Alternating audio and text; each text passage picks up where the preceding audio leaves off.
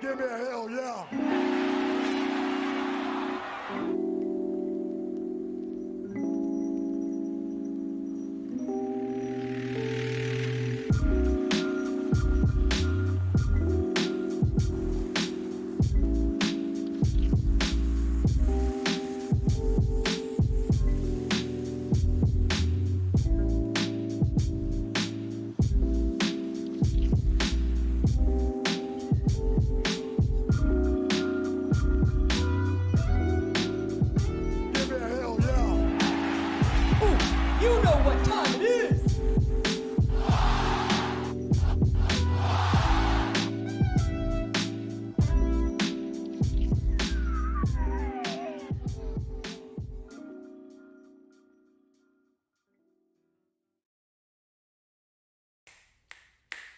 Deuce and Mo, Deuce and Mo, Deuce and Mo. They tell you what they know. Deuce and Mo, Deuce and Mo, Deuce and Mo. The podcast that you know. Deuce and Mo. Deuce and Mo, Deuce and Mo, Deuce and Mo. They tell you what they know. Do it for Deuce and Mo. Deuce and Mo. Hey. Do it for Deuce and Mo. When it comes to the Kings, it's my favorite show. Do it for Deuce and Mo. Deuce and Mo. Hey. Do it for Deuce and Mo. When it comes to the Kings. Big hopes and dreams as we cover our kings. Never cover the kingdom, but we loving our kings. And we covered your prayers as we doing our thing. Big Deuce with the par, Lil Mo on the screen. Solo or together, still do it for team. Never switch up for $1 or revenue stream. So we always got each other, balance out the beam. Deuce and Mo, and that's the end of the thing. So do it for Deuce and Mo. We are live! Do it for Deuce and Mo. How are we doing on this show. Wednesday night? Deuce Mason, Morgan Reagan, yes, live at night. It's a little hard to stay up at night. What time is it? And it's only 9:30? I know, but it hits differently when you're not like in an intense situation watching a Kings game. You know, we're watching playoffs, but we're not like... Yeah, You know that's what I true. mean? Yeah. Coming off a Kings win or lose, you're feeling it. You're like, all right, let's go. I am talking about it. Here, I'm like, all right, let's go. Woo! Ew, no, you're not. Okay. Oh, the truth is, I feel like you're much more awake than you were in the first quarter. Yeah, just, the end of the day, it's. You should complain a little bit more. I'm not complaining. Because I'm not You know how we complaining. get after every NBA season. Every NBA season, we're like, we miss basketball so much. I miss basketball so much. I mean, we're Kings watching basketball so much. Yeah, I know. But dude, now we're locked into a little bit of everything. I got Morgan going, hey, what time's that EuroLeague Final Four start? I'm like, oh, you're talking about our guy Sasha in action taking on Chima Monecki? Let's go. Oh, you're talking about Friday when Olympiacos takes on AC. I don't know the names. Come on, I thought it was Monaco. Monaco. Okay, I thought they had a different name. Anyway, we're hardcore Euro League people. out there. Hardcore. If you can't Hardcore. tell. Yeah. Let's see what's up to the live crowd. We've been doing a ton of content. We appreciate you guys so much for supporting our channel, even when we're not live all the time. We just posted an interview with Brad Miller, and we've been doing like reaction videos after playoff games. I know some of you like Sato's like, I haven't watched a minute of the playoffs since the Kings lost Game 7. Well, for Deuce Mason, the basketball mind, and for Morgan Reagan, ball is life. So we're going to keep creating content, whether it's King stuff or reacting to these playoff games. So if you can, even if you're not super locked in, check out the content because we're doing like little bite-sized clips. We're talking about 3-5 minute clips. Yeah, we're just having fun, you know, just whatever we want to talk about, we want to make sure that we are talking about, but also not in a long form like a 4-hour show or something, you know? Yeah, we'll hit some NBA playoffs tonight. Yes, trust me, I think about that all the time. Like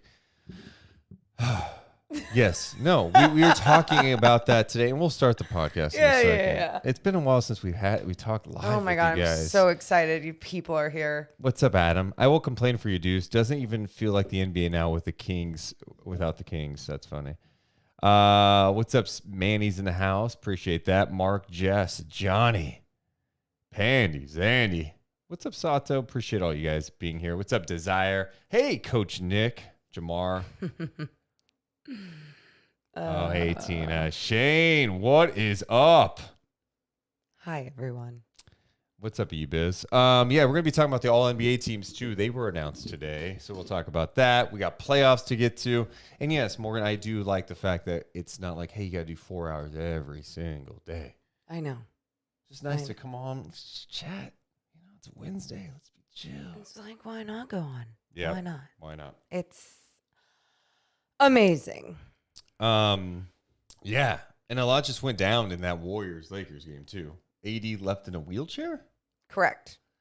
Okay. Well, I don't like when you just bring it up like that. Okay. I keep I know. smiling. You know, we'll save it. And We'll save it. Smile. That's wrong. If you have not yet, the biggest thing you could do is make sure to hit the thumbs up button. Make sure you're subscribed. Let's keep this going. Deuce and Mo coming down. 3, 2, 1. Hit my music. Deuce and Mo. Deuce and Mo. Deuce and Mo. They tell you what they know. Deuce and Mo. Deuce and Mo. Deuce and Mo. The podcast that you know. Hey, welcome into the Deuce and Mo podcast. It may be Kings off season, but this podcast does not stop. The content doesn't stop. If you're listening to the audio version of this, we want to make sure you check out the YouTube page, youtube.com/@DeuceandMo, because we're dropping content left and right each and every day. What's up, everybody?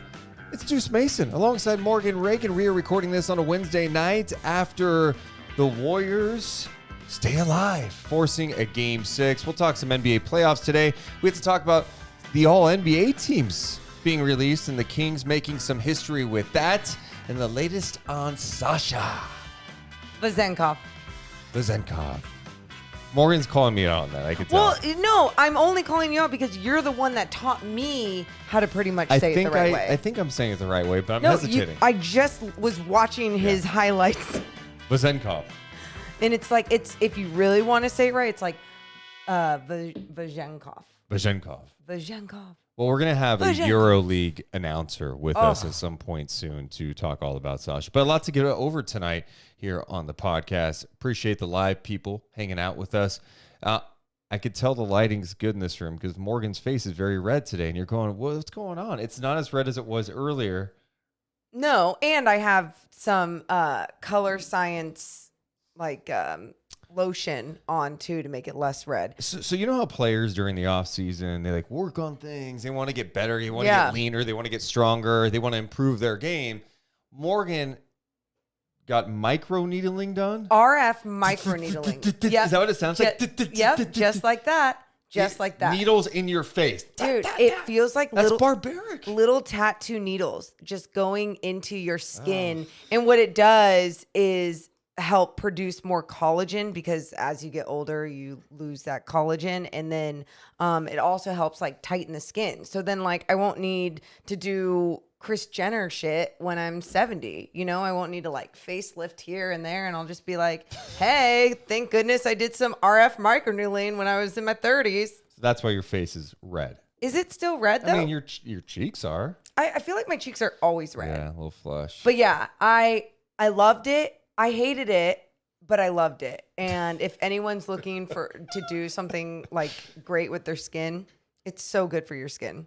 Someone mentioning, please never get lip filler. I thought about getting lip filler. Imagine if I did, Morgan. What would you do if I came in with like lip filler? Is that like a Kardashian lip? Yes, like legit. I would be like, what'd you do, Deuce? Why do you look like Did you eat something wrong? And I know what some people are thinking. You're seeing Morgan's red face. You're like, well, good thing we have Deuce Mason with a fresh haircut. Let's take a second. No one. Dude, you have to admit. Wow. Looking good. Off-season Looking Deuce with the fresh cut. Woo! Everybody talk about it. Where should we start with tonight's podcast? How about the all-NBA teams were announced, Morgan? We thought Fox and Sabonis would be on it. Of course we thought that because we've been watching them all year long. They should be all-NBA players, but they were officially named to the team today. Oh. Ernie Johnson announced it on TNT. Both Fox and Sabonis were named to the third team along with LeBron James, Dame Lillard, Julius Randle, Sabonis, and Fox. The second team featured Jalen Brown, Jimmy Butler, Steph Curry, Donovan Mitchell, Nikola Jokic. The first team, Luka, SGA, Giannis, Tatum, and Embiid. Your reaction to Fox and Sabonis making the the all-NBA third team. So happy for them. So proud. I feel like every single award or whatever it is that the Kings keep like getting. Executive of the Year, Coach of the Year, Clutch Player of the Year, Keegan, all rookie first team. All the Pacific things. Division champions. All the things. There's this weird sense of pride that I have. And I think because we put so much time in consuming whatever this organization does and whatever this team does. And it is so fun when they're playing well. But on top of that, the individuals, are being validated for what they have achieved. You know, because if you win a championship, you get a trophy, you might get a bonus, you get all these other things. But when you're these guys, this team that's trying to make this leap, you're not only making the leap in the win-loss column, you're doing so with so many different awards. So cool to see these two as some of the top players in the NBA. I try not to get caught up in the whole conversation of, how was he third team when he should have been second or first? Look, when they get bonused, it's an all-NBA bonus, I think. So what does it matter? They're in the top 15. But then the other part of me is like, yeah, really? Like Luka, who didn't make the playoffs his first team? I know. You know, like SGA had a hell of a year. I got to be honest, that was probably one of the biggest surprises to me was Shai Gilgeous-Alexander making the first team. And I mean, I'm not even suggesting he didn't deserve it. I just didn't think the writers and broadcasters would do that. You know, it's not like OKC was a must-watch on national TV every other night. SGA was awesome. And he was in the MVP conversation early on, I felt like. I didn't feel like I remember him being in that conversation. And on top of that, it's like he keeps taking a little leap in his game. And I think that's what they were rewarding by putting him there. And they think he's unstoppable or special in so many different ways. I mean, I think he was led the league in drives and getting into the paint. I think John Morant was right behind him. Scoring over 30 a game. Efficiency got better. His defense is awesome this year. There's a lot of things to it. And I think one of the things that stand out to me with all these teams, though, when we do question a guy, it goes, well, they did all these things, but it didn't help a team. It didn't make teammates better. It didn't translate into W's or into playoffs. I think that's sometimes what we question. Sure, but I don't know how you can question it totally with this group. I think the one who jumps out to me is Dame. And as much as I'm a Dame Lillard guy, the guy played 58 games. And his team was terrible. His team was really bad this year. Yeah. I don't know that I give him the nod. You know, SGA played on a team that was really competitive. even with Luka, and I know the year Dallas had, especially at the end, was beyond disappointing. It's going from being a team in the Western Conference Finals to not even making the playoffs. But how much was that because of him? I mean, look around him. Yeah. They did not do a good job building around him in terms of what he did individually. He put up some marvelous numbers. He's young. He's one of the best players in the game, no doubt about it. He carried them as much as he could. Yes, exactly. Yeah. The other guys that jump out, it was interesting to see Jimmy Butler get the nod for all NBA second team. He didn't even make the All-Star team this year. I love when that happens. Butler played 64 games. He's awesome. Steph Curry made second team, 56 games for him this year. And I think anyone that looks at this goes, well, it's Steph Curry. He's on the All-NBA team. Who cares? But, 56 games. That's going to change. Couldn't you make the case that Fox could go ahead of him in the second team? You don't care about that. I do. It's, again, obviously this is a regular season achievement. Steph Curry, our eyeballs have all been on him in this postseason. And it does click like, oh, yeah, it makes sense because when he is healthy, when he is playing basketball games, he is absolutely magical. Absolutely magical. And it's not like, wow, he's so good for his age or he's so good with no one else around him. He makes people better. He does things that are like unstoppable at times. Yeah, I get why Steph Curry is there. Yeah, obviously Fox is the only one you could debate because Sabonis was not going to pass Embiid or Jokic on the All-NBA team. So Sabonis, great year for him, All-NBA third team. For Fox, it's just cool to see him finally reach this point. Even Sabonis, his first All-NBA team for him too. And these two guys make Kings history. The first pair of Sacramento Kings teammates to make the All-NBA team in the first year. And it's not like the Kings have a long list of All-NBA talent. It was Mitch Richmond, Chris Webber, Peja, DeMarcus Cousins, and now Fox and Sabonis. Wow. The fact that here we are, think about this. If I would have told you a year and a half ago, hey, Maura, don't stress about anything.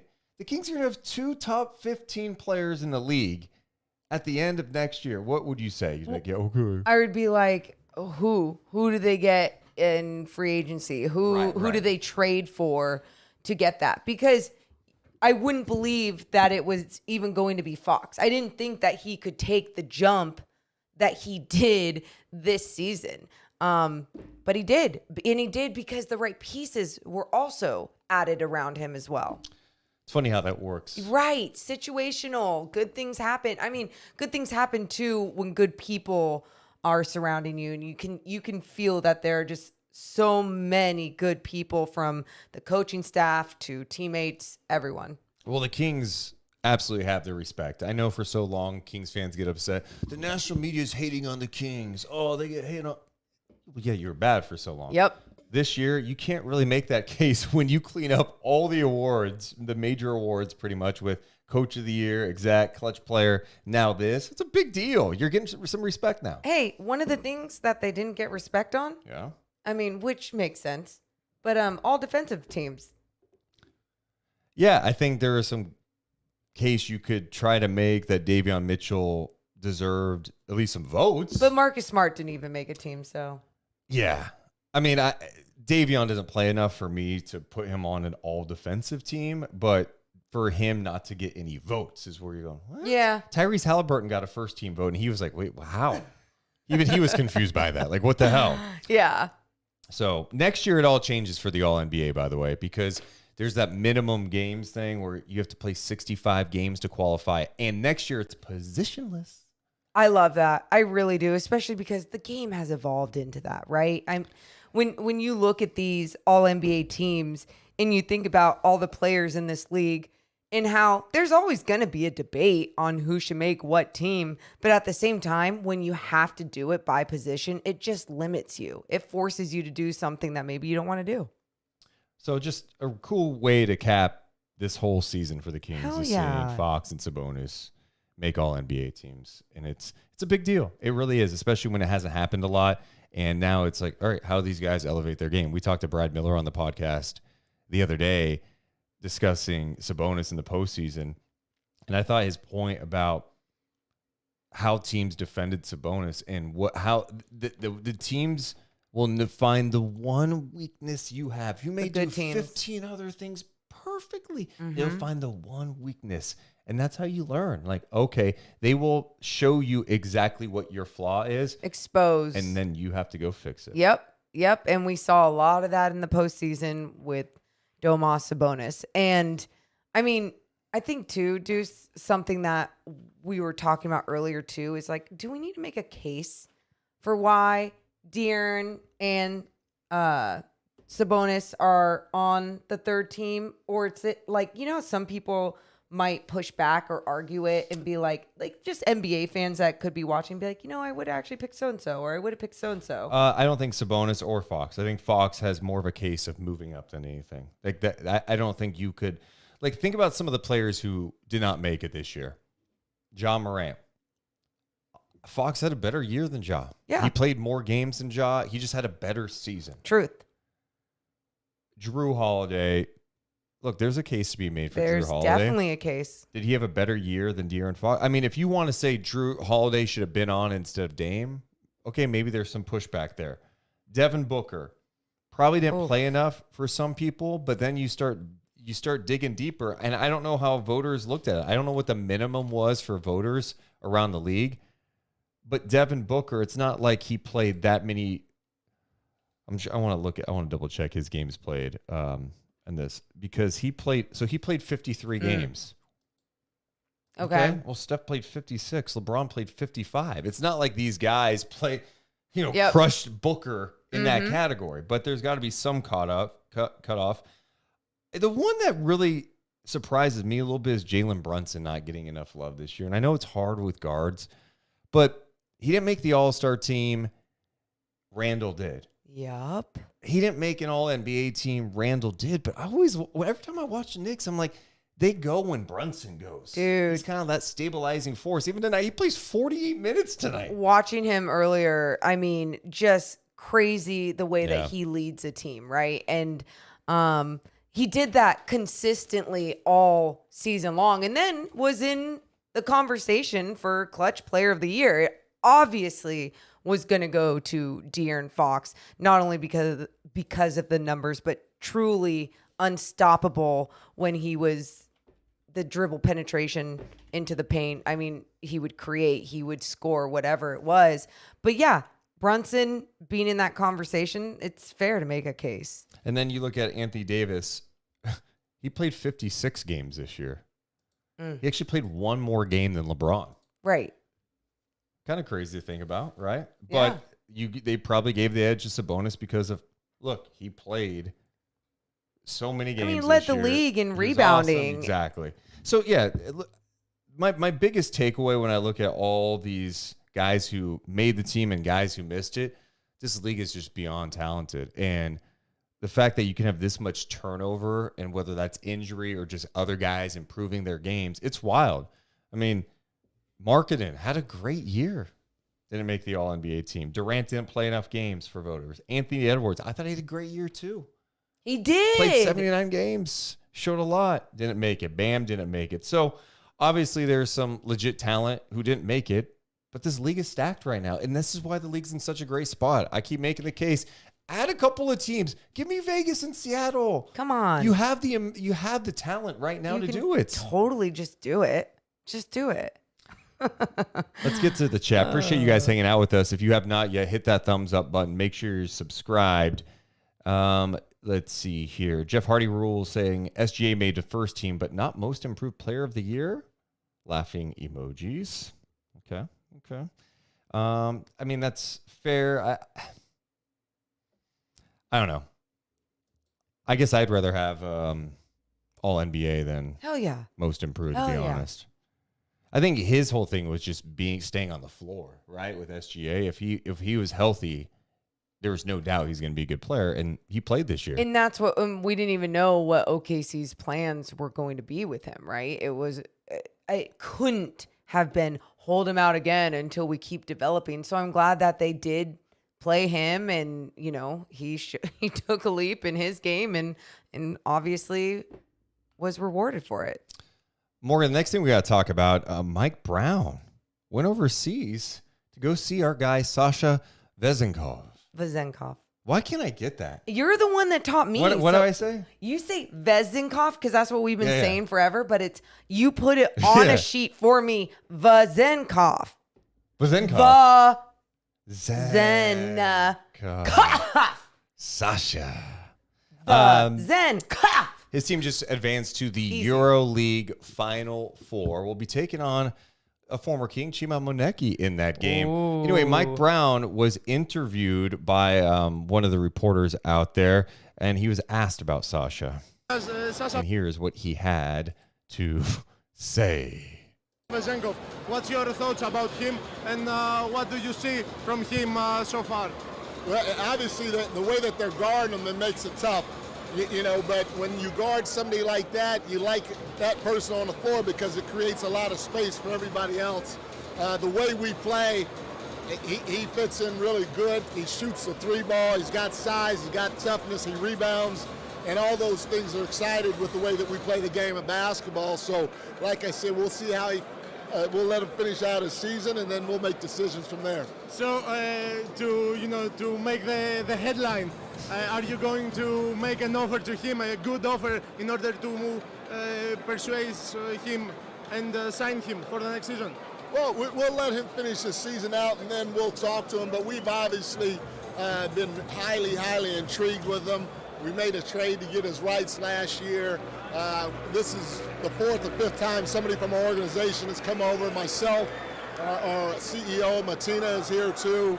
Our international scout is here, Christos. And so for us, the interest is at a high level, but we'll let him finish his season, and then he'll make decisions as well as us when it's time. So there's Mike Brown talking about Sasha. Hell yeah. Vezenkov. Hey, can I just call him Sasha? I don't have to say his full name every time. It's helping me. I kind of No, like it. I feel like it's a shot at me a little bit, and I don't appreciate it. Well, it's at first when I couldn't say Wembanyama, remember it was like you forced me to keep saying it. So then finally now I can say Wembanyama. But the difference is it's kind of late right now. No, there is no. Stop. No excuses. Please don't. By the way, yeah.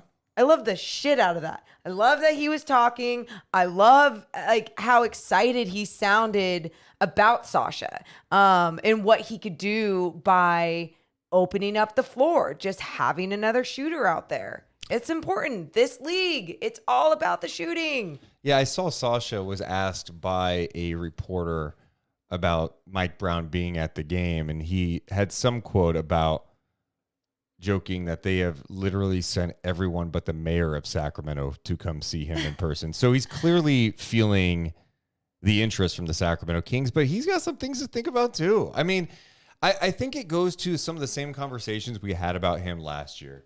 Is like, he is a EuroLeague MVP candidate right now. Yeah. He's playing 28 minutes a night, which that may not seem like a lot, but their games aren't as long, right? I believe they play 10-minute quarters, so 40-minute games compared to 48 in the NBA.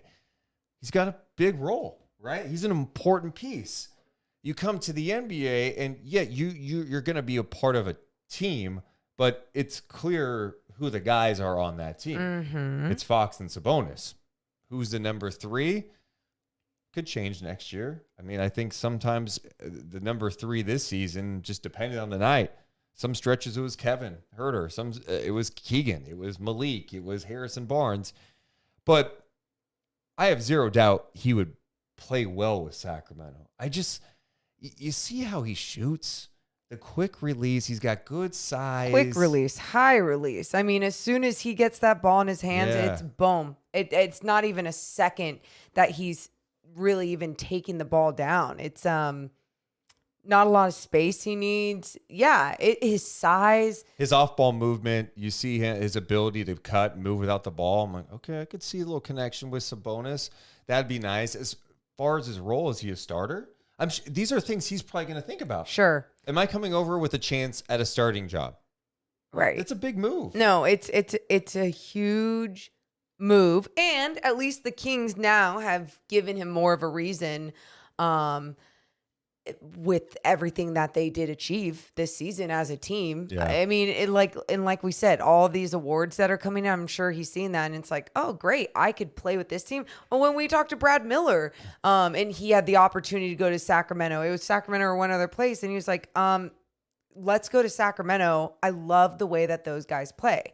I want to play in that system and be a part of that. And he said the first day that he walked in there and he just heard them breaking down basketball and talking about the philosophy of how they play and everything, he was just like drawn and into it. And I just feel like for real hoopers, like Mike Brown understands what these hoopers want and can create a space to make you enjoy and love the game and still empower you to play your game in a certain role. I feel like there's no doubt it's easier to sell him on Sacramento this time compared to last year at this time. Hell yeah. I mean, yeah, they had a great year. You just mentioned all the awards, their style of play. He would fit. And the team he plays on, look, I'm not going to act like I watch all their games. I watched their last game when they were at their last playoff game, Game 5, when they clinched to advance to the Final Four. Like, oh, they move the ball around. And I know that's typical of EuroLeague. It's less about individuals. You don't have a lot of ISO ball. It's a lot of ball movement, off-ball movement. But, yeah, I feel like he'd be a good fit here. And then you start figuring out, all right, where does he fit in? I think there's so many things you have to consider. Is HB back? What's his role? Okay, Trey Lyles. Are you able to re-sign him? He's coming off your bench. Yep. Is Sasha starting next to Keegan? What does that do defensively for the Sacramento Kings? God. Does that make life more challenging? I think in some cases it could, depending on the matchup. But from a shooting perspective, having another guy who could space the floor, Daggers. yeah. I mean, In what the that can corner, do on the for wing. Fox and Sabonis, Absolutely. we already saw what it did for the offense this year, the number one offensive rating in league history. What does that look like if you add another guy who's got size who could shoot it? I love it. I mean, obviously I love it, but also I also don't have these expectations of like, oh, he's coming here and going to change everything. Like, to me, it would be a nice pickup, a guy who you could plug in and he could be an impactful player for you. Yeah. I'm not saying he's coming over here to be an all-star and the savior. And anyone, well, exactly, because anyone that wants to argue like, well, what are you going to do defensively? And you can challenge that comment back with, or that question back with, well, every player isn't going to be perfect. You know, I think that's something that that's the first thing we always look at when a team acquires a player, trades for a player, whatever, is, yeah, but they can't do this or they can't do this. But it's like, yeah, but what player can really do it all? And there's not many that can. And the ones that can are obviously making the big bucks, and you got to find a different way to develop those players and or get those players over here. RP in the chat says, I'm sorry, bruh. But if the Kings plan on having Sasha play next to Sabonis or power forward, you might as well just get Kelly Olynyk. Oh. He would fit much better. All right. I mean, have you seen Sasha play a ton or what? Explain yourself. You got to explain yourself. Explain yourself. Am says, sorry, but Fox, Monk, Sasha, Murray, and Sabonis sounds good, but I do believe they try to re-sign Barnes. Just no Barnes to Lakers or back to the Warriors. Boo. Yeah. Harrison's going to have interest, especially when you look at the free agent market out there. It's going to be a team that would love to have Harrison Barnes. Yeah. And I think for him, it's trying to figure out what's the best role. I feel like if the Kings are going to take a step, I think Harrison maybe coming off the bench and upgrading is the move. Yeah. But he may not want that either. Exactly. So. Exactly. He can probably still do so much for other teams in the league that would want him to start and make his money too. So it just depends on what HB wants. And I mean, you know how valuable he is as a vet and to the development of this team, and that would be a tough thing for them to lose. Has it been hard for you watching NBA playoffs after the Kings have been eliminated? Or are you like me where I was just right back in it? The first game was hard hearing all the Steph Curry noise, like Steph Curry had 50 in that game 7, blah, blah, blah. But ever since then, I've just been watching. I have enjoyed it. I pretty much have been that. I felt a little bit of anger at first watching the Warriors. And now I'm only triggered when I see Draymond scream in someone's face. No, truly, Every game. It's so triggering for me. And I'm like, this is in life. I want equality. I want fairness. I want it all in all parts of life. And I know this is just basketball, but I really like we saw Jamal Murray last night, for example, had a great dunk or whatever he did, take it to the rack, turns around, shows his emotion in whoever's face that was. They teed him up. Draymond. Oh, that's it. With who was that? Was that with Landry Shamet? Yes. Okay. Yes. Draymond does that out of excitement. He does that out of anger. He does that out of so many different things and can do it all game long.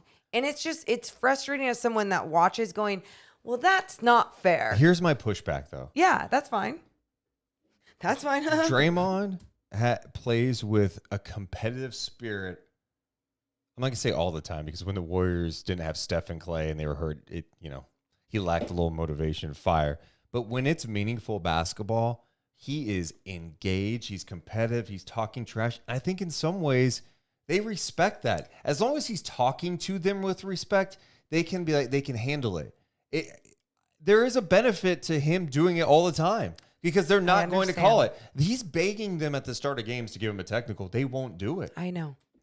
So all other NBA players just do it all the time then. Take that mentality. And then you'll have a longer leash. But also it's like it takes more energy sometimes out of you, out of your teammates. And it sometimes can be deflating and sometimes it can be really encouraging. I hear that, but here's the biggest difference with Draymond and someone like DeMarcus back in the day. When Draymond just plays harder after. A lot of guys get when they start talking to the officials, they get taken out of the game. And they don't get back on defense or they're not Draymond engaged. has been taken out of games, though, because what he does, he'll go to level 5 on a play, and then the next play down, he'll try and step on someone's face or like throw them to the ground and get away with it or they'll call it. And when they call it, I go, they took him out of his game. But the interesting about Draymond is 2 possessions later, he's back down to a level 3. He cool. It's wild. Like when I reach a level 6, like don't even look at me. How many levels do you have? 10. 6 is not even that bad then. Oh, no, 6 is bad. Because, like, obviously, if you're a level 1, you're frustrated. Like, this is not like you're happy at 1. You're frustrated at 1, you're mad at 2, you're pissed at 3, and then so on. You don't know this? You don't know this scale? I don't know. I'm not familiar with your scale. So weird. No, this is the Draymond scale. Yeah. Speaking of the Warriors, they stay alive. They win game number 5 on their home floor to force a game 6 back in LA. They win 121-106. There's a couple of headlines. I think the biggest one at this point is AD left the game. Looney hit his face, and of course Morgan's instant reaction. I think, and by the way, you're not alone here. I think everyone's instant reaction was, "Oh God, AD, so soft, get back." After a while, you went, "Oh, this may be a little more serious," because you could tell he's like sensitive to light. It looks like the guy has a concussion. Chris Haynes reported that he left in a wheelchair, being pushed out in a wheelchair. Well, if this guy's in concussion protocol, then he's probably not going to be able to play in Game 6, which changes everything with this series, especially with how impactful he has been at times in this series. What, Morgan? Okay. Yeah, and this is what I don't respect about you, because we've had this AD conversation, and I'm just laughing in my head, but it's coming out on my face, and I'm doing a live podcast, and I'm gonna hold it in, and I'm gonna be very respectful right now, very respectful. Here's my problem with you, Morgan. What? You are, you have talked about this. Mm-hmm. You have Well, you have brain damage, right? You probably have. What 100? Okay, 100%. I've had like close to 10 concussions playing basketball. Right. Oh wow! I'm probably gonna have dementia when I'm older. Interesting. Because I kept playing after I would like black out from someone, back screen, boom. At that time, training staffs, especially at a JUCO, it's like, what day is it? And I was like, hopefully Wednesday. Did I get it right? Cool. Put me back in the game. Sure. So that was my issue. But I was a competitor. I just wanted to play the game. And yes, I probably have brain damage. Yeah. AD won't. So the point being is like, I know it's like AD, how many times he falls on the ground. There's always this issue. Get back in the game. I remarked to him like, Morgan, it hit to the head, could be a concussion. What do you know? It looks like it is that, which that's serious. They're not going to call it that though. Morgan, how are you serious? I don't think they will. I'm looking at you to say this because I'm going, Deuce, I don't think they want to call it a concussion because I think they want him to play game 6 no matter what. Okay, that's not happening. Not in today's era where everyone, especially you just saw what happened in the National Football League with Tua. Like everyone with their own eyes saw the fact that AD was dazed on the bench, was escorted back through the tunnel, and it was reported he was in a wheelchair after the game. You don't just like knock that aside. If he had gotten up, shook it off, and kept playing, yeah, maybe. But this situation, there's no way. Okay, yeah. No, you're yeah. When I saw him get hit in the face, I was like, man, you can't like, and this is just my reaction as a competitor. I just go, damn, you can't just shake it off and go to the other end. Oh, here we go. Chris Haynes, early diagnosis indicates Anthony Davis appears to have avoided a concussion and is doing much better now. League sources tell Anthony and play Sharpie. Now can we go the soft route? Can we go?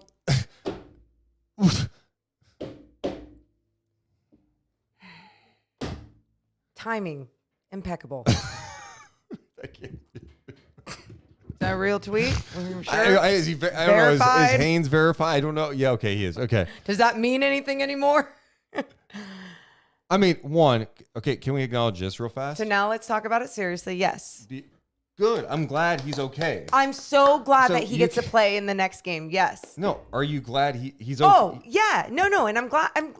So I had a feeling he would be when I saw the play. Had a feeling he would be. I had a feeling he would be. I need to know more about this. Like if I'm the league, I'm going, wait, what? Why are you? No, just trust your instincts on this, Deuce. No, because things are different. And when he looked like he was bugged by it, at first you're like, oh, did he get poked in the eye? And I was like, no, he's displaying some symptoms. Like he got his bell rung. He was constipated, pooped his pants, just like Paul Pierce, and had to get wheelchaired out of there. I don't know what to. It's. And RP makes a great point, and this is where Morgan can't put her AD thing aside, which is this is where then I reach level 6 and I go at Morgan about this because she doesn't acknowledge things like RP saying, if he was dizzy for those 10 minutes, you can't really do much. If he kept playing with his head spinning and was terrible, we'd say he was bad. Like, that's the thing. Like, and we'd all be like, dude, is he okay? Like, I mean, even if he is better now, it doesn't mean he was fine then. Yeah. No. And it's totally the truth. And, all health, everything is so very important, and all bodies are built so differently. And when I played, a very injury prone player, and it is frustrating. It is awful because it's like, wow, there's nothing I can do. But there's also times where my shoulder would come out of the socket. I pop it back in and I keep playing because I wanted to make sure that I was going to stay out there for my team. My point is, there's some people that just have that competitive spirit, that fire, that ability to push through things, even though it's not right. And there's other people who do the right thing and go off in a wheelchair. And that's the truth. And that was the right thing. Okay. That was the right thing. With his head spinning, that was the right thing. And I'm serious. I'm not even joking. Why are you? Because you just set up this whole scenario. Like, there's some people who could do it this, and there's some people who need to be helped out. It's no, because there's different bodies. That's what I'm saying. Like, people are just built different. I'm not even saying just mentally. I'm saying physically, too. But to me, there is a difference between, like, a dislocated something and a head injury. Yeah. I mean, I personally have had both. And Yeah, okay. But I mean, yeah, here's my thing. Sabonis gets hit in the face 24/7, right? In every single game. He's able to play through it because he's built differently. We could call it a head, I'm sorry, no air quotes. We could call it a head injury, but really what he would do would just like continue competitive spirit, play on because he wanted to fight through whatever pain he was feeling.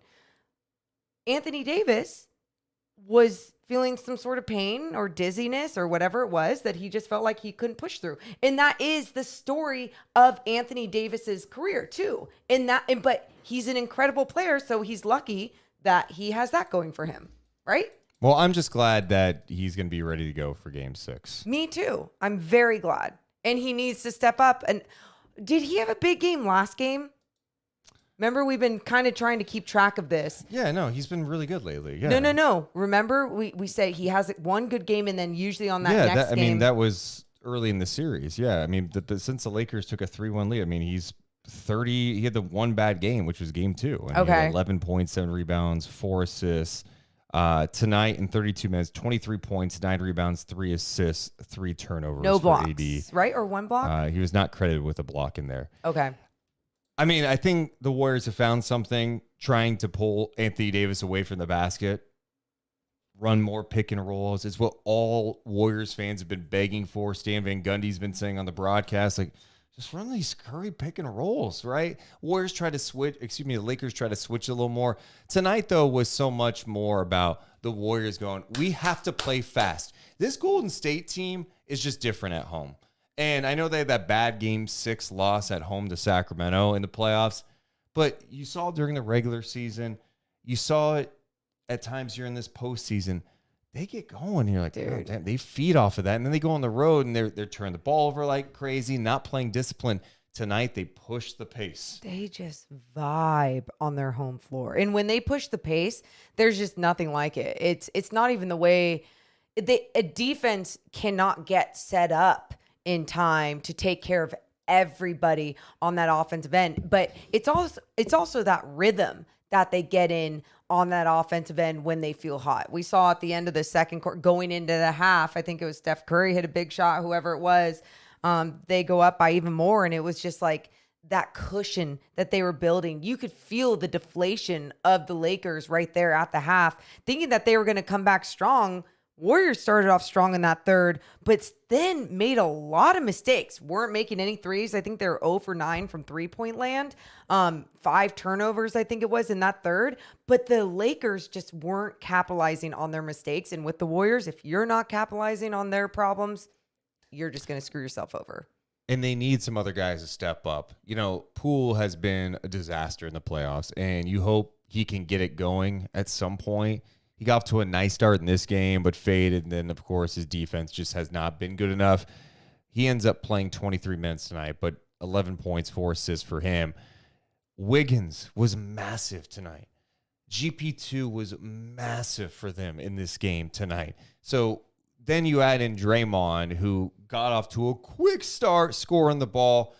Okay, they were feeding off of it. You know, Draymond's getting going early. They're knocking down some shots. They're rebounding well. They out-rebounded the Lakers tonight. They were scoring off the turnovers.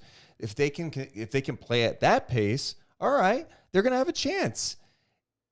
I just don't know what Warriors team to expect in Game 6. Neither do I. They've won some tough road games in the playoffs, so Game 5 and 7 in Sacramento. Uh-huh. They honestly should have won Game 4 in LA. They went away from the pick and rolls, and they had some issues with the execution late in that game. If you're the Warriors, I don't know, you should feel good about your chances to force a Game 7. What do you mean? This is like their MO. Of course they feel good. They have the Lakers right where they want them. This is their vibe, Deuce. This is what they do. Not even for a second. Maybe for a second. I thought going into this game, I'm like, maybe the Lakers they have it. Like they're going to win this. It's going to end tonight. And then as soon as you see Draymond like knock down a 3 to start the game, you're like, okay, well, maybe this is going to go in a different direction. And it did. And it wasn't that fun of a game because I never felt like the Lakers in that second half were ever going to come back into it. And Anthony Davis, before the injury, the amount of times that the Warriors took him out of the paint, whether it was a pick and roll or it was just a switch, they just kept trying to switch him on whatever guard was out, which would clear out the entire paint, allowing Steph Curry to take it to the rack or whoever else to just drive it in. The paint was empty with Anthony Davis out. Steph had 27 points. He had 8 assists, 12 of 24 shooting, just 3 of 11 from downtown. Clay struggled with his shot, 3 of 12 shooting for him. But what I like is they rebounded well tonight. Looney had 8. I thought Looney was great in his 20 minutes, by the way. He had 8 rebounds. He had a block. He had 2 steals. You had Thompson with 6 rebounds. Draymond gave you 20, 10, and 4 tonight. Jeez. Wiggins gave you 25, 7 rebounds, 5 assists, and GP2 gave you 13 points, 6 rebounds. That guy is so good at getting offensive rebounds, just tipping that shit out. Flies, his timing, everything. I love having guards that can rebound. Well, if AD is all good to go, I'm interested to see what Game 6 looks like. Yeah. The one interesting subplot from this series has been how Vanderbilt looked pretty good against Steph early in this series, but they go, we can't play him. And it's very similar to, I feel like, how the Kings approached it with Davion Mitchell, where they played Davion early, making Steph work. And then as the series went on, they played him fewer and fewer minutes. And I think the way they're looking at Vanderbilt right now is like, they're not guarding him. Yeah. We got to have spacing out here. We don't have the shooting that Golden State has. We have to at least give ourselves a shot. And we're going to sacrifice the defense. Vanderbilt played 11 minutes. Yeah. And that's, and you're seeing that number just go down, down, down. And it's like, I get it though. It's like you need to produce more on the offensive end, and he's not the one that you want to be producing. There's so many times, even in this game, when it was like, give AD the ball, give LeBron the ball, like allow them to create something. Like, why are we allowing Austin Reeves every single time to just try and stop and pop or go to the rack, or D'Lo, just take whatever open 3 that he sees? And and that's another reason too. I always do this with Anthony Davis. I give so much love because I would much rather have him out there on the floor because he's such a special player, and what he does for this game is so fun to watch. And just as a big, his ability to shoot the ball, and that's the thing. He's got to keep just taking that little elbow shot or whatever he's given, because it is just as good as a shot as anyone else on the team. His high release, high arcing shot, everything about it. So yeah, it's going to be interesting to see what type of adjustments they now make going back to LA. Yeah. The Warriors, just one of those teams you go down, they go down 3-1. You're like, yeah, but they still kind of have a shot. They don't. Why would you doubt them? Why would anyone doubt them at this point? Why? They're just annoying. You're an idiot if you doubt them. So annoying. They're so annoying.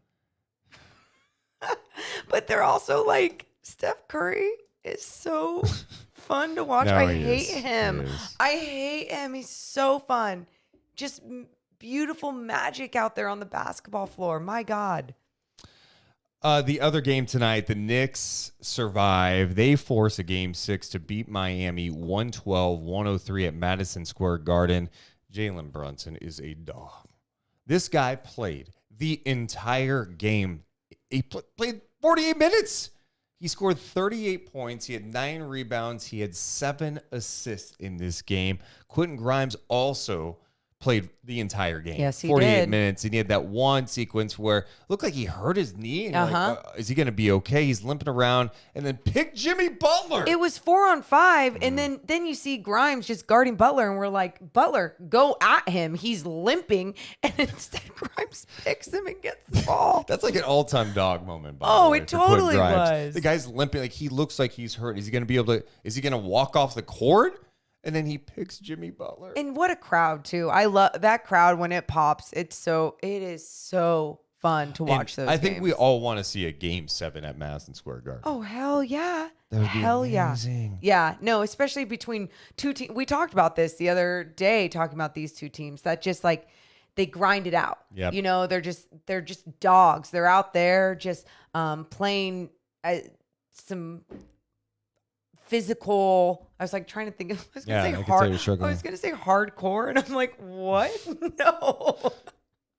Very physical game that's fun to watch. Yeah, the Knicks had to hang on to it. They led by as many as 19 points in this game. There's a couple times like, is Miami going to win this game? But the Knicks find a way to hang on. And I don't know, you give them a shot. When you look at the other series that are happening right now, Denver with a 3-2 lead with a chance to close it out in Phoenix. And then you've got the Sixers.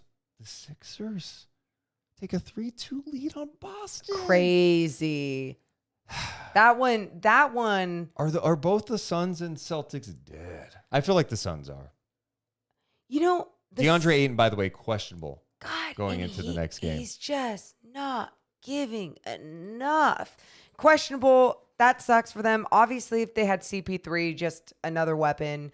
And he kind of hinted that he would try to give it a go in Game 6, but who knows? And yeah, who is that, like a decoy for a little bit? Like what does that even mean? Devin Booker just has been playing out of his mind and has been so fun to watch. But him and KD, if they're not having their big games, it's just not enough. And it makes sense why it's just not enough. But also Denver, I mean, for a team that you didn't think defensively was going to be capable of like defending some of these guys, they've done a good job with their team defense, a better job.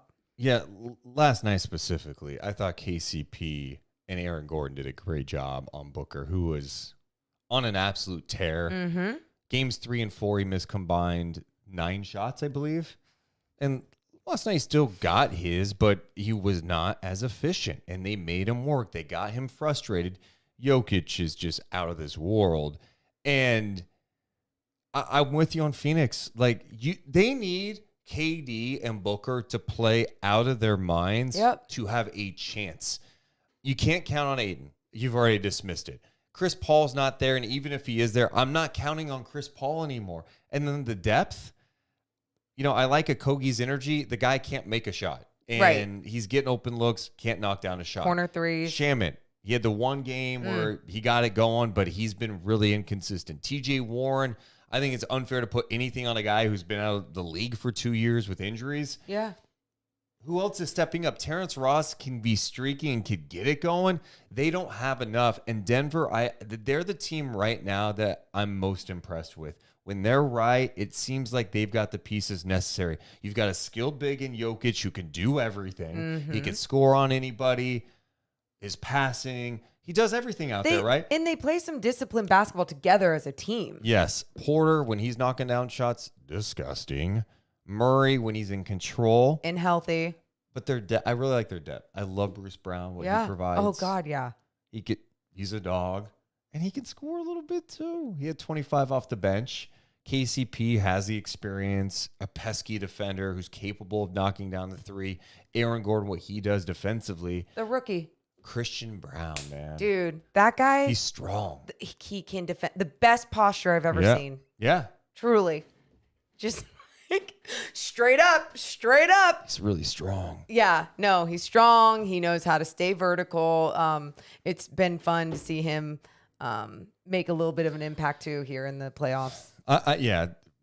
Suns, it's going to be interesting to see how they deal with things this offseason. We'll wait till they get eliminated to talk about that, I guess. Ooh, yeah. I don't believe. All right. Last one would be the other series, Philly and Boston. And Boston, what is happening with Jalen Brown? That's like the big angle, I feel like. Sometimes I feel like, especially as outsiders, it's not like we're watching every Boston Celtics game. They don't feel together right now.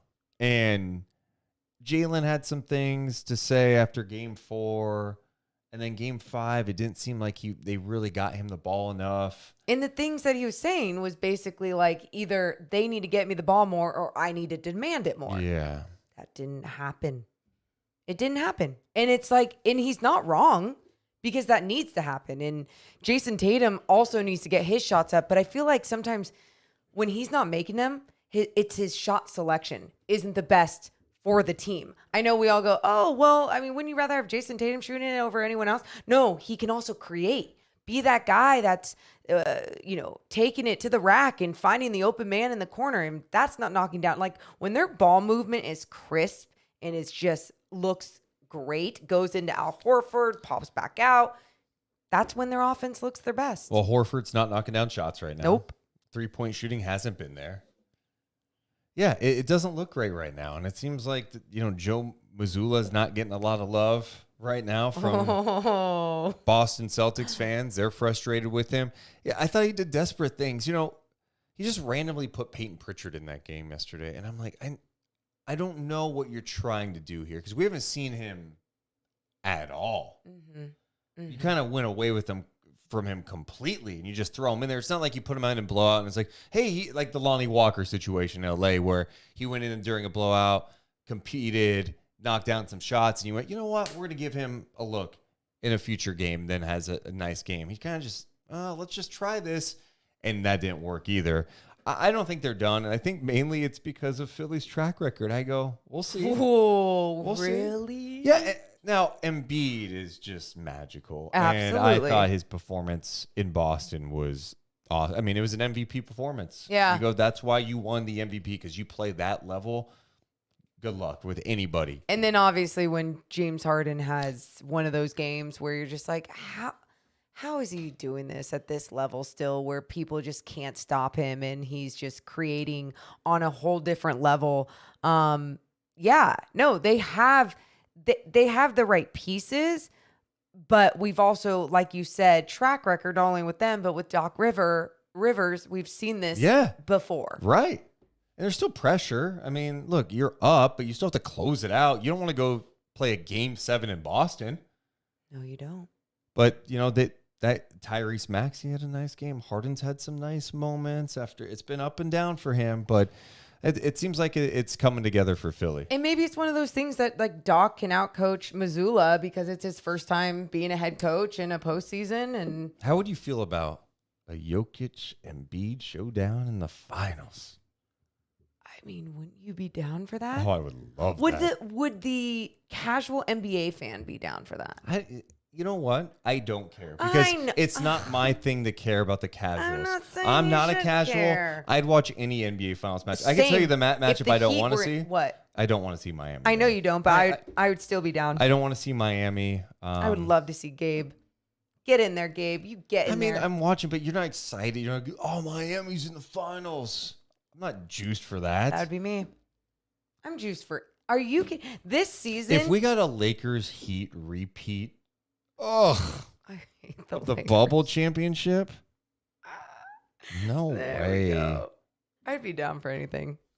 Not gonna lie, but yeah, I mean that would be. I would have the most fun seeing Embiid and Jokic.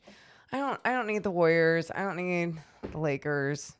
Just give us some new blood in there. Yeah, That's what I'm ready for. How about the other story that happened today? What? That JJ Redick, apparently one of like 8,000 people to interview for the Raptors coaching job. That surprised me. One of 8,000. Come on now. Well, according to Woj, Redick is one of more than a dozen candidates who have talked to the Raptors in a wide-ranging search process. ESPN reported recently that Toronto had gained permission to interview several candidates, including Golden State's Kenny Atkinson, Milwaukee's Charles Lee, Phoenix's Kevin Young, San Antonio's Mitch Johnson, Sacramento's Jordy Fernandez, Memphis's Darko Rajakovic. Good job. Rajakovic. We'll get that we one. We butchered that. Yep. Yeah. And Las Vegas Aces coach Becky Hammon. Current Raptors assistant Adrian Griffin is also an interview, also a candidate. Interesting. Very interesting. That name was I didn't even know he wanted to coach. He's, I think he likes being around a team. I think that's probably intriguing. if he's interested in coaching, just go the assistant route first. That's just such a hard leap to make.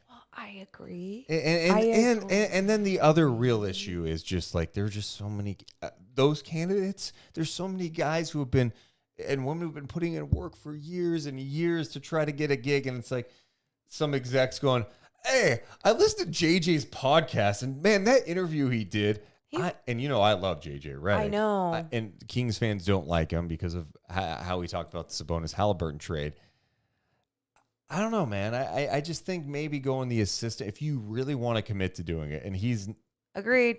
I don't think he works hard. The guy's on ESPN. He's running a podcast. Like he's doing a lot of stuff. So he's not immune to working hard. If he wants to go that route, I would say be an assistant. No one's doubting his work ethic. And I think it's the same thing that we do whenever we talk about Mark Jackson. We're like, if you really wanted it, because you've been in conversations for every single year to be a head coach, if you really wanted it, wouldn't you just go back to the assistant coaching route and kind of work your way back up? I mean, you see, not everyone's going to have Mike Brown's journey, but I even look at someone like Luke Walton, who awful in Sacramento, but is on the Cavs bench. And I love that he's like, you know what? I'm going to work my way back up. I still want to be in this league. I want to try and be a head coach in this league. I'm going to be an assistant. Like, there's no shame in that. And like, there's so much of that where you are such a big part of what that team does. And that's where sometimes I'm like, is it an ego thing? Is it just a money thing? If you love the game and want to coach that bad in this league, I would say do it the right way. And for the Raptors, it's not bad to have a conversation. You know, his name's out there and it's a headline because it's JJ Redick and he's a personality now, so people know it. But like for JJ, just going through that process, if he is interested in being a coach in the future, it's a good process to just go through. Hell yeah. Sitting down with Masai and just talking hoops. Hell and then for Masai, it's like, yeah, let's, I think outside the box. I mean, when they fired Dwayne Casey, he was coach of the year, and they hired Nick Nurse, who was with their G League team. People are like, wait, what? What's happening? So it's not like Masai is like scared to make some move that's not popular to the masses. But for him, yeah, sit down with JJ. I love it. I'll sit down with him. Why? Let me get JJ's perspective on my team a little bit. I mean, for all those reasons, like you both can benefit from it. And JJ can also benefit from it from just it being like his name being put in this conversation for maybe a future conversation, if that is where he has interest in and is coaching in the NBA. I would also just, if I was talking to JJ, I'd be like, hey, man, how much money you make in the league? You made a lot, right? Okay. Yeah, you'd say that. How much money are you making on your pod? How much money are you making on ESPN? Are you stressed? Is it fun to just hang out and interview players and coaches and then go on ESPN and go at Stephen A every once in a while? He misses the competitive side of things. Just keep doing that. He misses the competitive side of things. I guess that's what it is. I mean, I'm looking. He made in his career $117 million. That's why his Brooklyn house is so beautiful. The guy made $117 million. I know it's not all about money, but like he's got all the money you could possibly have. You're right. It's a competitiveness that he's like, yeah, I want to do it. If I did this. Why not touch that? And that's why, like, more power to him for doing it. But that is also why, I mean, I say this for anyone that wants to be a head coach in this league. Like, look at Steve Nash. Well, Steve Nash was he was basketball development with the Warriors? What was he? Yeah, he was not like an assistant. Not okay. But yeah, it's just something that I hope that everyone has a different path. There's just, but I do get that. But again, this is where I push back and go with all those people I mentioned. There's a lot of people who worked hard in the league. And that's what kills me. Yes. One I saw on social media today was Jerry Stackhouse. Played in the league, was G League coach of the year, coaching at Vanderbilt. Like, he's done everything. He would love an NBA opportunity. So. Yeah. No, I get it. Anyway. I get it. Well, appreciate all you guys hanging out with us for a bit tonight. We'll do more of these night chats, of course, throughout the off season. And of course, we are going to be posting content on our YouTube page each and every day. youtube.com/@DeuceandMo. You go there, literally, if you look at the highlight section, we may have a quick breakdown of the game, an NBA story that came up. Anything big that happens, we'll be talking about it. And then if there's any massive, crazy breaking news, we'll be live like we always are. Yeah. We appreciate you guys so much. Make sure you hit the thumbs up on the way out and make sure you're subscribed. We love you guys, but we gots to go. Hey, and turn on your notifications if you want to make sure to not miss a thing. Thank you guys for being here. Sleeping. Deuce and